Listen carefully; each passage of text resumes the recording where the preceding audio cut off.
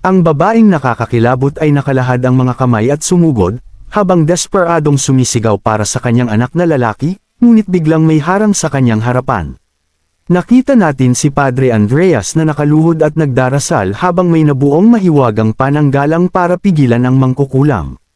Ngunit habang ginagawa niya iyon, ang kanyang litong-lito at batang pari na tinuturuan ay patuloy na sumisigaw at umiiyak sa sobrang takot. Ang young master ay nakatayo lang sa loob ng mahiwagang harang at nagtataka kung wala ng ibang paraan para harapin ni Sir Jaeger ang sinasapian na babaeng sumusubok sumalakay sa kanila. Ang dahilan ng kanyang pag-aalala ay dalawa sa kanyang pinakamalakas na kabalyero, sina Cade at Maxim, ay napatumba na ng mangkukulam dahil wala silang sapat na kakayahan para talunin ito, kahit pa may pambihirang basbas ni Padre Andreas. Habang siya ay malalim sa pag-iisip, patuloy na binabangga ng mangkukulam ang mahiwagang pananggalang, desperadong sinusubukang makapasok dahil sa kung anong dahilan ay pinaniniwalaan niyang nasa loob ang kanyang anak. Habang itinutulak niya ang kanyang kamay sa kalasag, nagsimulang masunog ang kanyang mga daliri ngunit hindi ito nakakapigil sa kanya. Sa nakita niyang pagiging walang tigil nito, napagpasyahan ni Joseph na ang buong sitwasyong ito ay isang masamang sumpa na itinuro sa kanya ng isang hindi kilalang kaaway. Samantala, patuloy na pinananatili ni Padre Andreas ang pananggalang, ngunit nang makita niya ang maliit na batang si Jane na biglang umubo ng dugo, nag-alala siya at nawala sa pokus. Lumingon siya sa bata at sinubukang aliwin ito, sinasabing magtiis lang at tinitiyak na, ang araw ay hahanapin ang daan patungo sa kanya. Kaya, nagtipon ng bata ng lahat ng lakas ng loob upang tiisin ang sakit at nakisali siya sa pari sa pagdarasal sa pamamagitan ng pag-awit ng mga himno para mapalakas ang harang. Sa kabila ng kanilang matatapang na pagsisikap, hindi mawala sa young master ang pakiramdam na oras lang ang maghihiwalay bago mapagod si Padre Andreas dahil tiyak na naabot na niya ang kanyang limitasyon. Mas masahol pa, malapit nang huminto ang mga himno kaya lalo siyang nag-alala at natakot para sa kanyang buhay. Habang nagpapatuloy ang supernatural na labanan, malapit na pinapanood ni Joseph at nagsimulang magplano dahil pakiramdam niya ay masyadong mahaba ang gabi para hintayin ang pagsikat ng araw. Ngunit habang nag-iisip siya, bigla siyang ibinalik sa realidad nang makita niya ang isang pamilyar na figure na sumusugod sa mangkukulam mula sa likuran. Oo, walang iba kundi ang ating blonde-haired na bayani na literal na lumilipad patungo sa sinasapian na babae na hawak ang kanyang kumikinang na asul na espada. Hindi naramdaman ng mangkukulam ang kanyang presensya, kaya hindi siya lumingon para harapin ito. Ngunit kahit ganoon, napilitan si Vlad na itigil ang kanyang pag-atake nang sabihin sa kanya ng boses na ang mangkukulam ay pinapagalaw ng sumpa, at hindi kayang tag-in ng normal na espada. Kaya, huminto ang ating bayani at nagtago sa likod ng bato para tanungin ang boses kung ano ang dapat nilang gawin para talunin ito, at tinanong naman ng boses kung kaya niyang gumamit ng anumang aura sa kasalukuyan. Gayunpaman, mabilis na itinuro ni Vlad na hindi niya kaya naguluhan ang boses. Ngunit pagkatapos ng maikling paghinto, inihayag nito na may isa pang paraan para talunin ang ganoong kaaway, at syempre, naging curious si Vlad na malaman ito. Doon biglang tinanong ng boses si Vlad na pahiramin siya ng kanyang katawan sandali.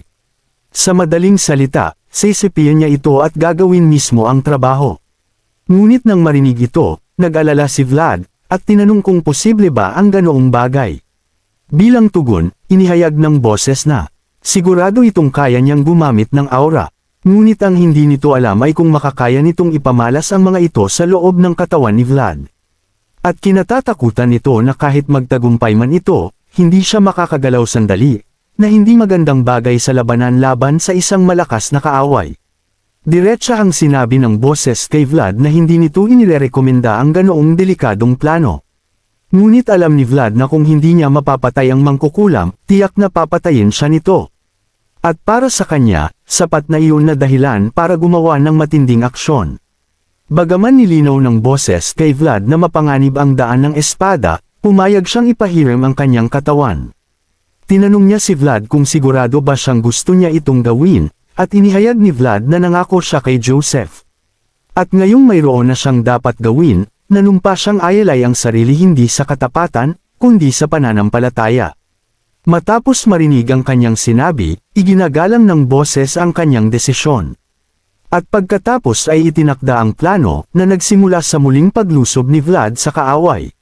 Sa pagkakataong ito, naramdaman ng mangkukulam ang kanyang presensya at lumingon para harapin ito, at habang ang ating binata ay nasa ere, nagsimulang sakupin ng boses ang kanyang katawan. Sinabi nito sa kanya na ipikit ang kanyang kanang mata, at ginawa niya, kaya hindi nagtagal bago nagsimula ang kanyang pagsapi. Inihatid ng boses ang kamalayan ni Vlad sa isang lugar na tinatawag nitong World of Voices, at pagkatapos mangyari iyon, ang katawan ng ating bida ay nagsimulang kumikinang ng maliwanag tulad ng kanyang espada, habang napupuno ito ng aura. Gamit ang kapangyarihang ito, biglang nakalapit si Vlad sa mangkukulam, at may matinding puwersa, hinati niya ito na parang isang piraso ng tinapay. Lahat ng nakapaligid ay nagulat na makita ito, at lahat sila ay huminga ng malalim sa hindi paniniwala. Ngunit habang ginagawa nila iyon, lumuhod si Vlad at nagsimulang sumigaw sa sakit, dahil patuloy na nagpapadala ng malalakas na alon ng enerhiya ang boses sa kanyang katawan. Nakita ito ni Joseph at labis na nag-alala, kaya tinawag niya si Vlad, umaasang makuha ang kanyang atensyon. Ngunit bigla na lang, namuti ang mga mata ni Vlad, at kumalma siya. Kahit na hindi na sumisigaw sa paghihirap si Vlad, sigurado siyang ang nakita niya ay mga bakas ng aura. Siya lang ang nakapansin nito. Natatakot siya sa sunod na mangyayari. At kaya, bagaman hindi niya alam kung paano niya ito nagawa, sigurado siyang napakalaking presyo ang binayaran ni Vlad. Naputol ang kanyang pag-iisip nang makita niyang bumabangon ang mangkukulam at muling nagsimulang tawagin ang kanyang nawawalang anak. Sa kasamaang palad, nanghihina parent si Vlad at hindi makakagalaw dahil sa pagsapi. Higit pa rito, nakalahad ang kamay ng mangkukulam patungo sa kanya. Determinado si Joseph na iligtas siya, kaya sumugod siya at sinabi kay Padre Andreas na huwag itigil ang mga himno, ngunit labis silang nagulat sa biglaan niyang desisyon kaya sinubukan nila siyang tawagin pabalik. Mabilis na nakalapit si Joseph kay Vlad at tinulungan itong makabangon, habang hinihikayat siyang kumapit sa kanya. Nakita natin si Vlad na umuungol sa sakit, ngunit dahan-dahan siyang nakakagalaw kasama si Joseph bago pa makalapit ang mangkukulam sa kanya.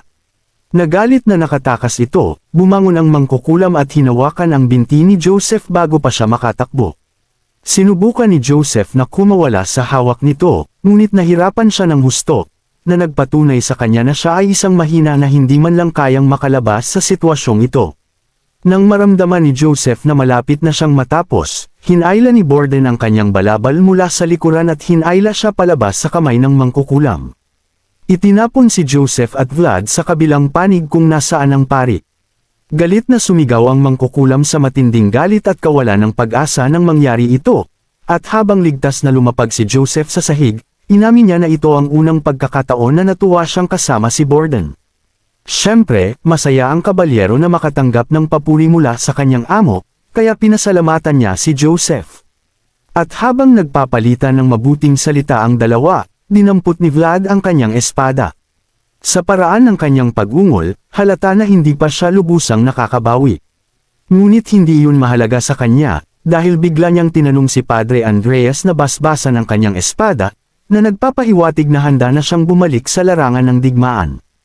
Iginiit ni Vlad na kailangan nilang paalisan ang nakakapanindig balahibong mangkukulam, kaya pagkatapos ng maikling paghinto, sumang-ayon ang pari sa kanya at nagpasya na gawin ito. Bigla niyang idinikit ang kanyang palad sa gilid ng talam, hinayaang hiwain siya nito. At habang kumalat ang kanyang dugo sa buong espada, ibinigay niya ito kay Vlad, ipinapalam na binigyan niya lang ito ng matibay na basbas. Agad itong kinuha ni Vlad mula sa pari, pinasalamatan siya sa kanyang basbas, bago bumalik sa aksyon. Habang matapang na lumabas si Vlad para harapin ang masamang mangkukulam at tuluyan itong tapusin, nanood sina Padre Andreas at Jean. Silang dalawa ay balisa na nanood mula sa likuran, nagdarasal na magtagumpay siya. Ang nasugatang mangkukulam ay nakahiga pa rin sa sahig at hindi makabangon, kaya nang tuluyang makalapit si Vlad sa kanya at nakatayo sa ibabaw niya gamit ang kanyang espada, nagsimula itong magmakaawa, ngunit hindi para sa awa o upang iligtas ang kanyang buhay. Sa halip, nagmamakaawa siya na hanapin ang kanyang nawawalang anak. Sa pagtingin sa nakakapanindig balahibo at nakakatakot na mukha ng babae, may nakita siyang hindi inaasahan, kahit na sandali lang. Nakita ni Vlad ang isang alaala ng mga babaeng nakakulong sa isang madilim na bilangguan. Habang nakakulong ang mga babae, ang kanilang mga anak ay inilagay sa labas ng mga kulungan at inilatag sa malamig na sahig upang mamatay. Nagmakaawa sila na ibalik ang kanilang mga anak sa kanila, ngunit sa kasamaang palad, hindi iyon nangyari. Sa halip, ang nakita ni Vlad sa nakakatakot na alaala ng babaeng ito ay wala siyang magawa kundi umiyak sa paghihirap habang namamatay sa lamig ang kanyang anak sa harap mismo ng kanyang mga mata. Katulad ng ginagawa niya ngayon, inunat ng babae ang kanyang mga pasapasang kamay mula sa mga rehas na bakal, sinusubukang abutin ang kanyang anak ngunit walang saysay. Sa sandaling ito, tuluyang naintindihan ni Vlad ang sakit ng babae at kung bakit siya sinumpa ng pasanin na hanapin ang kanyang anak magpakailanman. Gayunpaman, naniniwala siyang oras na para matapos ang kanyang pagdurusa, kaya inilabas niya ang kanyang espada at itinusok ito sa kanyang ulo, sinasabing magpahinga siya ng payapa. Habang dumadaloy ang dugo sa kanyang mukha, ang malupit na anyo na matagal na niyang taglay ay biglang naglaho, at bumalik siya sa kanyang anyong tao. Habang umaagos ang luha sa kanyang mukha, tumingin siya kay Vlad, iniisip na marahil siya ang kanyang anak sa simula pa lang. Habang abala si Vlad sa pagtapos ng sumpa, lumipat ang eksena sa ibang lugar, at nakita natin ang isang nakakatakot na nakabalabal na lalaki na nakaupo sa kagubatan na may kakaibang kahon sa pagitan ng kanyang mga binti. Base sa madilim na aura na nakapalibot sa lalaki, at sa itim na mahiwagang ulap na kanyang binubuo, madaling mapagpasyahan na ang taong ito marahil ang responsable sa lahat ng paranormal na nangyayari. Patuloy na kinokontrol ng masamang lalaki ang madilim na ulap, at habang inaalagaan niya ito upang lumaki, isang masamang ngiti ang lumabas sa kanyang mukha upang kumpirmahin na siya nga ay isang kontrabida. Nang ang madilim na ulap ay papalaki na sana sa laki na gusto niya, biglang naglaho ang mga ito, at agad siyang naalarma. Labis na nabigla ang kontrabida na ito sa nangyari, dahil marahil ay hindi pa kailanman nabigo ang kanyang mga plano. Ngunit sa kasamaang palad para sa kanya, hindi ito magiging isa sa kanyang magandang araw. Naguluhan sa pagkawala ng ulap, naisip niya na biglang huminto ang masasamang kaisipan na kanyang kinakain mula sa desperadong babae. Bilang resulta, nagsimulang isipin ng mangkukulam na mayroong nakatalo sa puppet na kanyang kinokontrol, at labis siyang nababagabag sa ideya, dahil hindi niya maiisip na mayroong sinuman sa mundo na sapat ang lakas para gawin iyon. Gayunpaman, bigla niyang naalala na mayroon lamang isang kabalyero na marunong gumamit ng aura ng ganoon kaepektibo. Ngunit bago pa niya masabi ang pangalan, si Sir Jaeger, ang berdeng mata na advanced na kabalyero. Ibinunyag niya ang kanyang sarili sa masamang mangkukulam, at kinumpirma na tama ang kanyang mga hinala, dahil sa wakas ay nakita niya ang dagan na kumokontrol sa puppet. Nang makita ng masamang mangkukulam si Jaeger na nakatayo, na may aura na bumabalot sa kanyang buong katawan, nagsimula siyang manginig sa takot. Mukha siyang malapit ng maihi sa pantalon, dahil alam niya kung gaano kapanganib ang lalaki sa harapan niya. Nagbago ang eksena kung saan nakikipagkita si Jaeger kay Joseph. Nang dumating ang advanced na kabalyero, tinanong siya ni Joseph kung ang mukha na kanyang tinitingnan ay pag-aari ng isa na kumokontrol sa kamatayan mula sa kadiliman. At sa halos parehong oras, nalaman natin na si Sir Jaeger na walang takot na ito ay pinugutan ng ulo ang mangkukulam, at ngayon ay ipinapakita ang ulo kay Joseph. Habang hawak ang madugong ulo sa buhok, sumagot si Sir Jaeger, sinasabing tila, natapos na ang ating trabaho para sa gabi. Bukod sa pagtuklas na iyon, naniniwala rin si Jaeger na ang kahon na hawak ng walang ulong lalaki ay marahil ang isinumpang bagay na hinahanap ng babae mula sa nakaraang gabi. Hawak ang ulo sa isang kamay, at ang kahon sa kabila. Naisip ng kabalyero na ang kahon mismo ang naging kabaong ng nawawalang anak ng babae. Inutusan ng young master si Sir Jaeger na ibigay ang kahon kay Padre Andreas upang masaliksik niya ang bagay na ito pagbalik nila sa Varna. Kinilala ng kabalyero ang utos, at tiniyak sa kanyang amo na gagawin niya iyon. Ngunit bago siya umalis, nakipag-usap muna sa kanya sandali si Joseph. Sinabi ng young master tungkol sa kung paano ang ekspedisyon, na dapat ay magpapatibay ng kanyang kapangyarihan, ay naging ganap na kabiguan. At syempre, sumang-ayon si Jaeger sa kanya, inamin na nahihiya rin siya sa kung paano nangyari ang mga bagay. Nakatayo ang dalawang lalaki sa isang bangin, at tumingin si Joseph sa kampo sa ibaba. Bago muling sinabi na siya ay tiyak na nabigo. Gayunpaman, napagpasyahan niya na kailangan na nilang bumalik. At sa sandaling sinabi niya ito, biglang tinanong ni Jaeger kung nakita niya bang kapaki-pakinabang si Vlad. Tinitigil ni Joseph ang kabalyero ng sandali, bago lumabas ang isang ngiti. At pagkatapos, inihayag niya na sa tingin niya ay nakita niya na ang taong papalit sa kanya bilang espada. Nagsimulang alalahanin ng young master ang mga mahiwagang bagay na nakita niya noong nakaraang gabi, at nagsimulang sabihin na si Vlad ay lalaking magiging isang sword master, na mas magniningning kaysa kaninuman. Nakita natin ang isang sulyap sa imahe na nasa isip ni Joseph. Nakatayo si Vlad sa gitna ng asul na apoy at sparks, habang ang purong kapangyarihan ng aura ay ipinapakita sa kanyang katawan. Nagbago ang eksena, at nakita natin si Vlad na sa wakas ay nagising, na ang buhok ay parang pugad ng ibon kung saan nag-aaway ang mga sisiw, at ang kanyang mga pupil ay maliit tulad ng sa isang taong nasa ilalim ng impluensya. Mukhang ang gulat na ekspresyon sa kanyang mukha ay dahil sinabi lang sa kanya na 3 araw siyang nawalan ng malay, at ngayon lang siya nagising. Hindi siya makapaniwala, kaya tinanong niya ang boses sa kanyang ulo para kumpirmahin. At syempre, casual itong kinumpirma ng boses, pinayuhan siyang maging mas maingat sa hinaharap.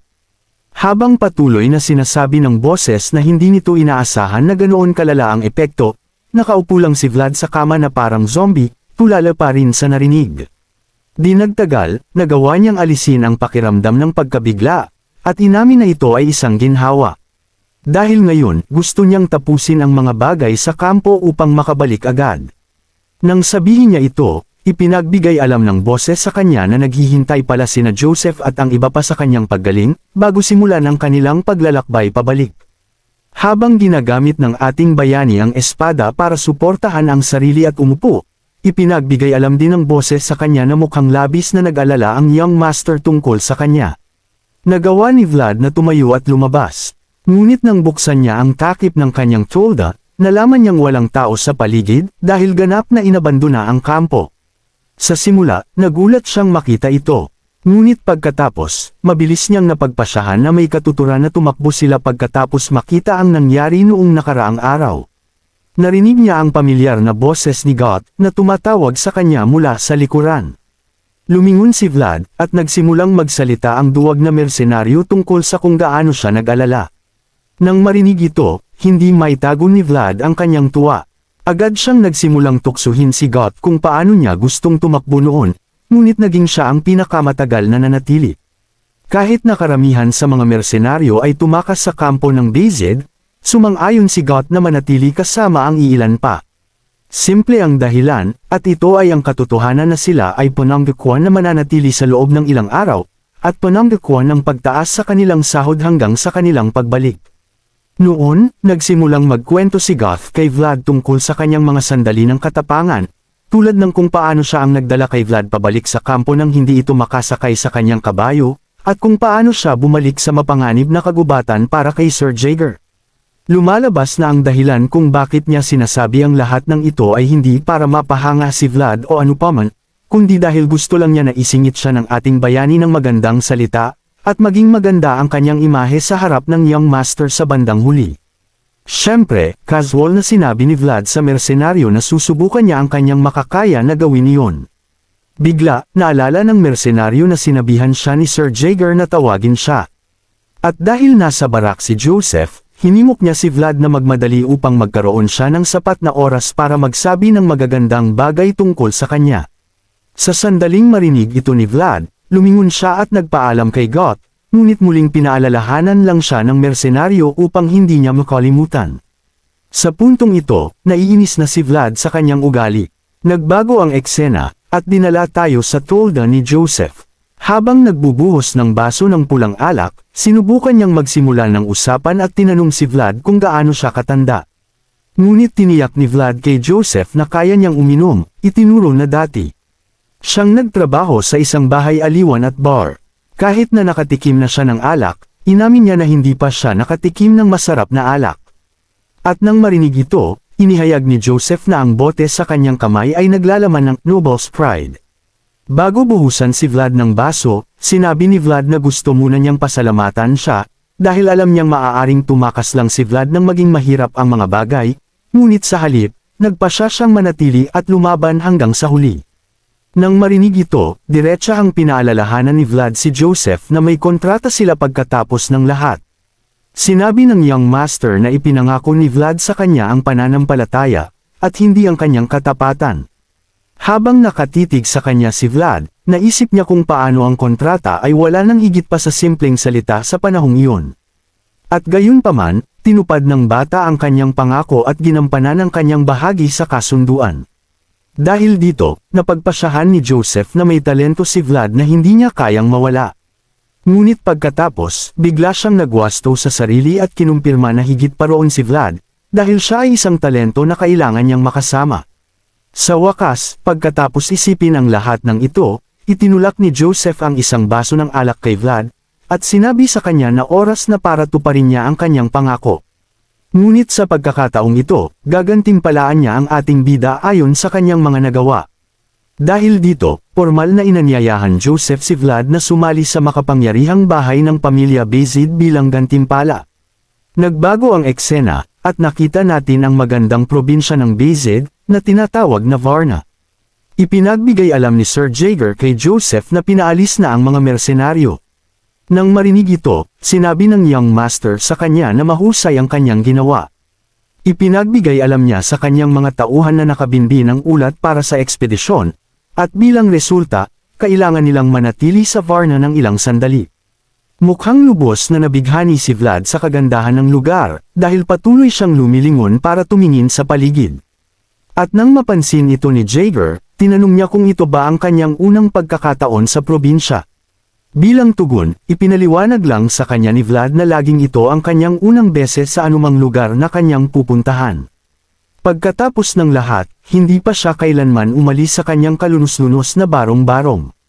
Ang pahayag na ito ay nagbigay sa kanya ng sarkastiko, at isang nakakatawang palayaw na, country bumpkin, na agad ibinigay sa kanya ni Jaeger. Nang marinig ito ni Joseph, sinabi niya kay Vlad na magbakasyon sa araw na ito at maglibot sa probinsya, na lubos na ikinatuwa ng ating bida. Bago umalis si Jaeger kasama si Joseph, sinabi niya kay Vlad na huwag maligaw sa syudad at inutusan siyang pumunta sa City Hall paglubog ng araw. Malinaw, hindi gusto ni Vlad si Jaeger ngayon, matapos siyang patuloy na mapagsabihan at matukso, nararamdaman niyang nagsisimula na siyang kamuhian ng husto ang advanced night. Sa kabaligtaran, sinasabi sa kanya ng boses sa kanyang ulo na malamang ay gusto rin siya ni Jaeger gaya ni Joseph, ngunit iniisip ni Vlad na baka ikamatay niya ang anumang karagdagan sa matinding pagmamahal ng night. Iwinaksi ng ating bida ang iniisip at nagpasya na kumuha ng masarap at mamantikang pagkain gamit ang kanyang malaking bayad matapos ang mahabang panahon. Habang iniisip niya kung anong uri ng pagkain mayroon sa Varna, may humila sa kanyang braso, at nagulat siyang makita si Jin nang lumingon siya. Masayang sinabi ng cute na bata na gusto siyang makita ng pari, kung wala pa siyang anumang malaking plano para sa araw. Di nagtagal, nakita natin ang dalawa na nakatayo sa harap ng isang napakalaking simbahan, at inamin ni Vlad na kahit ang mga simbahan sa Soria ay hindi kasing laki nito. Ibinulong ni Jin sa kanya na kahit na ang Sterma ang kabisera, ang Varna ang sentro ng relihiyon ng kaharian. Pagkatapos ay pinapaghintay siya ni Jin sa loob habang kinukuha niya ang pari, at sa sandaling pumasok si Vlad sa simbahan. Laglag ang kanyang panga sa tanawin. Sa sandaling iyon, napagtanto ni Vlad na kahit na ginagamit niya ang pangalang Praying Riman, hindi pa siya nakakapagdasal ng maayos. At dahil doon, nagsimula siyang makonsyensya, naniniwala na nagkasala siya sa kung paano. Biglang dumating si Father Andreas at humingi ng paumanhin sa pagpapatagal sa kanyang paghihintay. Ngunit sinabi ng magalang na bida na walang problema at pinasalamatan siya sa imbitasyon. Pinagtawanan lang ng pari ito at binigyan siya ng ID token, sinabing kahit na makakakuha si Joseph ng ID token. Mas epektibo ang mga token mula sa simbahan. Pagkatapos ng lahat, ang pabor ng Panginoon ay kumakalat sa buong kontinente. Mas nagulat pa si Vlad nang tingnan niya ang token at nakita na ang kanyang guarantor ay si Father Andreas mismo. Ngunit binungon siya ng pari mula sa kanyang pagkabigla sa pagbibigay sa kanya ng pahintulot na puntahan siya sa simbahan sa tuwing kailangan niya. Dahil mula ngayon, siya ang guarantor ng ating bida sa loob ng syudad. Hindi nakaimik si Vlad nang marinig ito, dahil hindi niya akalain na ang isang bata sa eskinita. na hindi man lang nerehistro ang kanyang kapanganakan, ay magkakaroon balang araw ng isang tapat na gerentor na sumulat ng kanyang pangalan sa malawak na mundong ito. Labis na naantig sa kabutihang loob, lumuhad ang ating bida sa harap ng pari. Para ipakita ang kanyang pasasalamat, dahil mula sa araw na ito, hindi na siya si Vlad mula sa mga Eskinita, kundi siya na si Vlad ng Sora.